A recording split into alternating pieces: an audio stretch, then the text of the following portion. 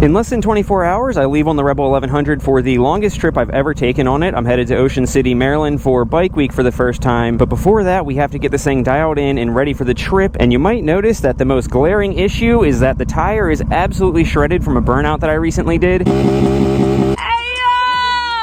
So today we got a last minute appointment for tires and we're headed to get those put on, but the only issue is that I don't have anyone to take them with me. So we got to find a way to put those and me on that. This should be interesting. Perfect.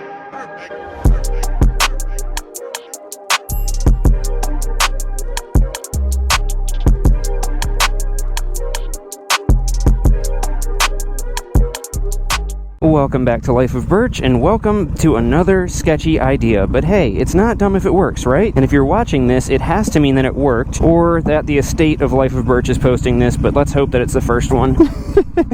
My neighbor's watching me freaking out. So yeah, we're gonna start out with the sketchiest thing first, hope that we can get this figured out, and then we'll come back and we'll figure out how we're gonna load everything on the bike for the 4-day trip. First things first, I think this is the best way to do it. Slip it over like that, and then we'll go ahead and just sit on the bike. I mean, that should work, right? Alright, let's see how this goes. We got about a half hour and I think like 27 miles to get there. Alright, pray for me. And off we go. This is freaking ridiculous, guys.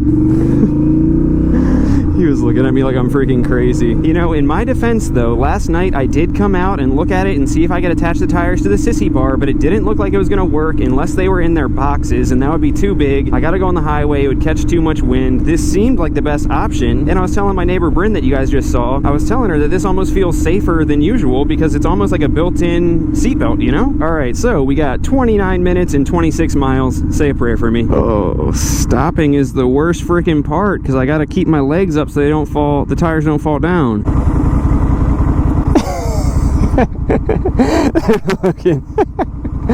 That is hilarious, dude. I can only imagine the looks that I'm gonna get.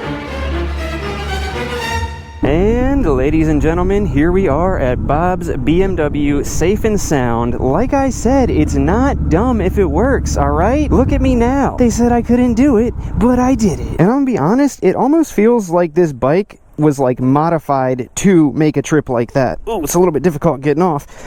But like, no joke, the Burly Brand foot pegs literally were perfect. I don't think I could have done that with the stock foot pegs because my foot would have just been rolling all over the place. Those things had me so freaking locked in, and they're so flat that I could keep my legs up. Literally the only thing that sucked about it was making sure that my legs were up high enough to hold freaking 40 pounds on them. That was a freaking success, dude. That was awesome. And that freaking fairing, also, I don't think I could do it without that. It was like perfectly directing the wind around the tires. That was great. All right, well, welcome to Bob's BMW. Let's head in and get the tires put on.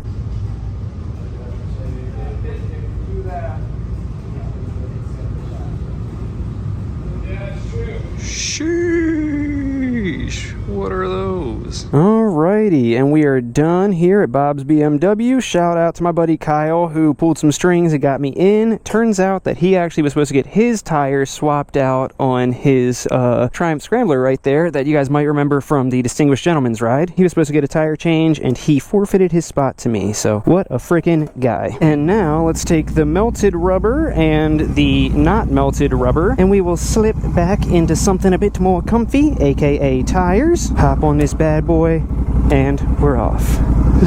Take it easy, man. Kid was like, what the hell? Alright, and it is now promptly rush hour, so it was a half-hour ride here. It's now 41 minutes back, so I'll save you guys the boredom and we will just... And we are back successfully. We just did about 60 miles with freaking tires around our waist, and it worked out, and people loved it. Alright, now to see what we need to pack and get all that going, because we leave in not long from now. But first...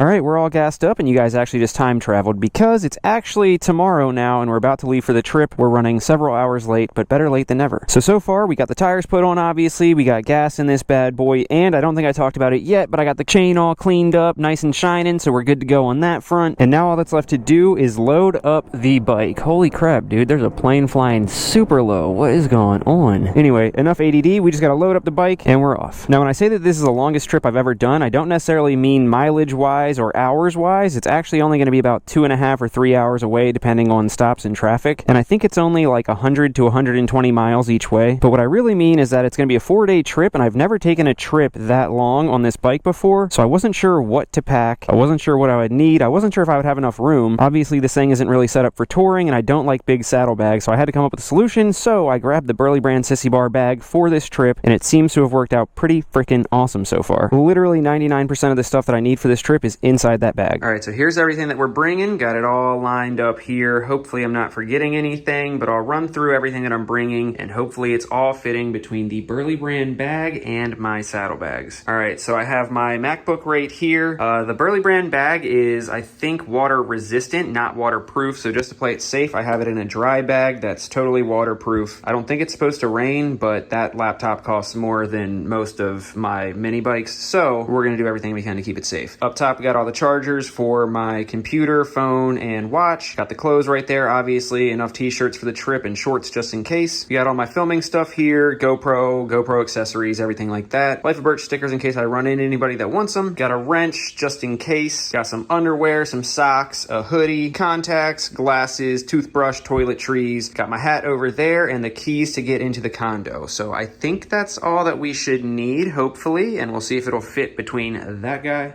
and the saddlebags. Who am I kidding? All of it fit in there. Literally all of it, except for the hat, which would have, but I don't like it getting crunched, so that'll go in the saddlebag just because, but everything else fit in there. It feels like magic. So all that's left to do is get it put on the bike. But first I'm gonna show you some features of this thing because it's so freaking badass. So it's a Sissy bar bag, right? It goes up there and then it has straps that go through these to hold it onto the Sissy bar, but it's like multi-purpose. So the way that it is right now, you can use it as a duffel bag. It has this little handle right here, but it also has these hidden backpack straps right here. So for one thing, it's awesome that the zipper has a freaking snap so that it doesn't flail around while you're riding, but literally you unzip that thing, pull the backpack straps out of there, and then pull the little hooks out of here.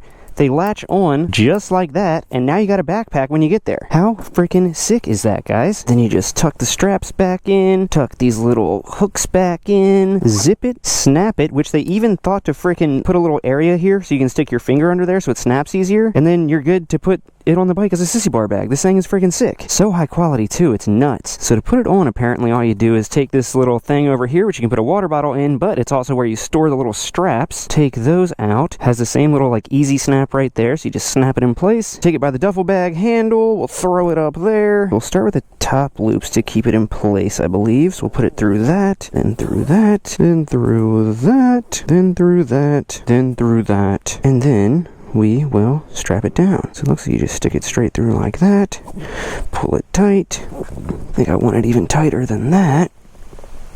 We'll put my friggin' all into it and then bring that around, and then that goes through this little anti-flail thing, and then second strap. All right, so second strap looks like it goes around the bottom one, and then I'm actually gonna like loop it around for extra grab, you know what I mean, so that it can't go nowhere for show. And then we're gonna do the same thing with this guy. Stick that, dude, come on, right through there. Oh, that's how you do it. You pull it this way, and it gets as tight as it can. That makes sense. So you pull it in the opposite direction of the little toothy thing, and now it's like way tighter. So that one is as tight as it's gonna go. All right, now that we know the trick, we'll tighten down this one even more by pulling it like that. All right, that makes a lot more sense. That thing is freaking secure as hell. That's not going anywhere. Boom, baby. Let's freaking go. This thing is so sick. All right, then last thing I'll show you about the bike setup before we go is how I have my phone set up and what I have under the seat. So under this seat, I have Allen keys. I have them in SAE and metric. I have a little multi-tool that Gus from On the Rebel 11 gave me. Shout out, Gus. And then the stock toolkit there. Gotta be at least a little prepared, you know? And then you may or may not know that under the seat, there's a USB-C charging port. So I have a charger for my iPhone running out here, and I'll run it along the tank up to here to my phone on my quad lock. So I think last time I kind of went like that, so it was between the latch and that thing, so that I knew that the wire wouldn't come out. So we'll give that a try again. Shazam! And then I just kind of tucked it in there, and we were good. Still have full motion of the bars, but it's not flailing around. Hopefully that doesn't give us any issues. And then while I'm here, I'll actually show you my quad lock also, because I've gotten a lot of questions about that, mainly about placement, because look at how freaking perfect the placement of it is. Lots of people have their quad lock mounted over here, and then their phone's like sticking up or whatever, but I love how I found it to go right here, like right next to the cluster. Freaking perfect. So how I have mine set up is it's mounted right there, and then this is just the foot that comes with it, and I have it at a slight angle. But the game changer is that I have a space spacer right there. So I think it's a 10mm spacer, and all it does is bring this part up high enough that your phone can latch without the cluster getting in the way, and shazam, perfect placement. And of course, how can I forget the most essential part to my travels, the NBT riding pants. These things are freaking great. I know you guys have heard me talk about them a lot, but they are seriously the best. But the best part is that they're armored, and then I can just take the armor out when I get there, and I can use these as actual pants, so I didn't have to take up space packing, putting pants in there. So these really are the do everything riding pants, and then you turn them into just regular everyday pants. And of course, you got the cargo pockets right there, so I'm stashed up with some batteries and all that kind of good stuff, so we should be ready to freaking rock. But how can I forget the one last thing? Alright, Rodrigo, I love you, bud. Enjoy your treat, and I'll see you in a few heckin' days. Alright guys, thanks so much for watching me get ready for my longest trip yet. We're about to set out now, and stay tuned for the content that I make while I'm there, because it should be a freaking blast. It's my first bike week ever. Shout out to the Patreon members for making all of this possible. I literally could not be living my dreams without you guys. Make sure to like, comment, subscribe. I'll catch you on the next one. Love you guys. Peace. Oh, so basic. Hope you play this. Damn, I prayed it. Nice song, and I became this. Oh, souls fake it. Pay those placements. Fuck shit. And I'm still waiting on the brighter days. Been a minute, been rough many times more. And I'm kicking rocks to a sky of gray. Praying hard, talk to me before I'm done for.